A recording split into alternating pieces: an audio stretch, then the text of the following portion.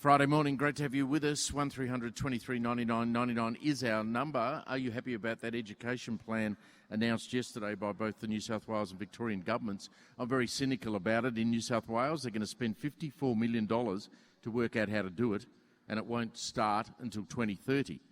By contrast, in Victoria, where there's an election in November, you will be able to send your 4-year-old to a year's worth of school free by next year. No scoping money spent at all. Where are these kids going to go? Where are the child care centres that are going to house them? Do they exist already, or are we using already facilities that are there? I mean, it's one thing just to make announcements like that. It's another thing to actually make it happen. Everyone thinks it's a great idea. I'm not so sure. Do you really want your children to be in school a year earlier than what they currently will be? Let me know. You can email us, australiatoday@sca.com.au, or get in touch via Instagram and Twitter. Just search for Australia Today. Someone who will be watching that very carefully is the CEO of Small Business Australia, Bill Lang, who of course is also standing as a candidate in that Victorian election coming up in November. Bill, good morning to you again. Good morning, Steve. Got a lot of holes in it, that announcement, hasn't it? Well, it's just another sad example, Steve, of the career politicians, spreading around the chocolates in the case of Victoria before a state election. They love using the word free TAFE, free this, free that.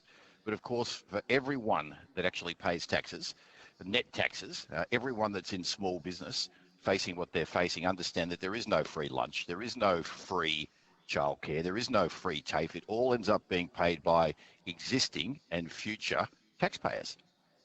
Yeah, the money's got to come from somewhere. And it's really interesting, Bill, because my colleagues in the media, they report on what happens in Victoria if they're based in Victoria, and they report on what happens in New South Wales if they're in New South Wales. But they don't compare the two things. So why does it take New South Wales $54 million and 8 years to do this? In Victoria, it doesn't cost anything to work out how to do it, and it starts next year. Those two things don't add up to me. Am I being simple?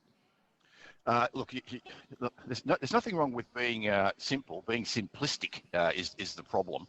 And you've pointed out a great thing here. Like, where's that $54 million in New South Wales going? To a bunch of management consultants to prepare a report. And do we ever see the results of those reports? So we see in Victoria, there were going to be 4,000 extra intensive care unit beds, totally now forgotten apparently. So these announcements are fed out into the media. The media, very quickly gets them together, spreads them out. People go, oh, that's a good idea, free early childcare learning. and what young family wouldn't want to be able to access things at a lower cost, given the costs of everything are going up? And the people responsible for the cost of everything going up, being the politicians, if they're out of office, they've gone. But the consequences of the decisions they make and their quality of implementation impacts every Australian for years, and in some cases in the area like energy, for decades. On small business, we had, of course, 2 days ago, the Fair Work Commission announced that they would implement roughly a 5% wage increase for the lowest paid workers on the hourly rate. Now, a lot of Australians got confused during the election campaign and thought that every employer was suddenly going to give every employee a 5% pay rise. Now, we know that's not going to happen. And when you average this out, I think it's about a 4.6% pay rise on the lowest wage rate. How can small business that's just gone through 2 years of COVID, 2020, 2021, afford to give any employee any wage increase? I saw a bloke on TV yesterday crying, a cafe owner in Sydney, saying this will send me broke. Look, Steve, there are many shapes and sizes of small businesses, and some are doing okay, but let me remind your listeners of this. We still have almost 1 million small businesses that are earning less income right today than what they were earning before the pandemic actually started and all those lockdowns and all those impacts had. So we've got 50% still earning less than what they were earning 2 years ago. So anything that increases their costs, if they're unable to pass on higher prices to customers, means that it's a reduction in the income of 1 million plus small business families. So, and I can understand people that are earning the lowest wages and salaries, given how everything's going, absolutely need extra payment. But at the end of the day, the way the modern economy and modern society works is increase performance, increase pay. Things need to be focused on the results being delivered in the performance. And every employer will pay employees that are performing better, producing more, will pay them more. That's the way evolution has worked since the beginning. So, we all expect that our performance attracts a wage increase.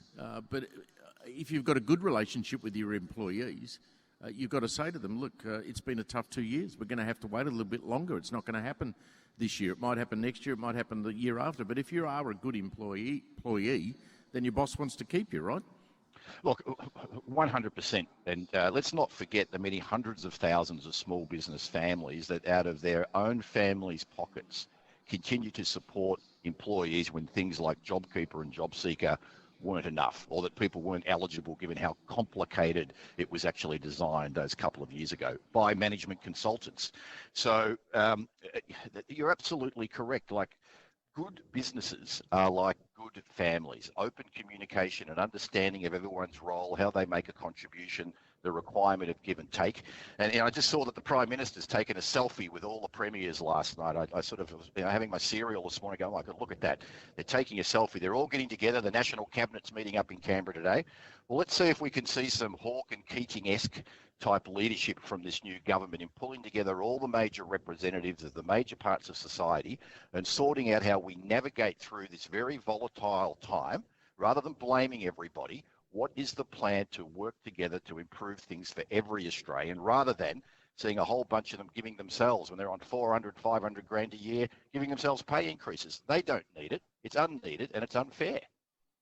Absolutely correct. Good to catch up with you as usual, Bill. Thank you. Talk to you soon. Thanks a lot, Steve. Bill Lang there, CEO, Small Business Australia.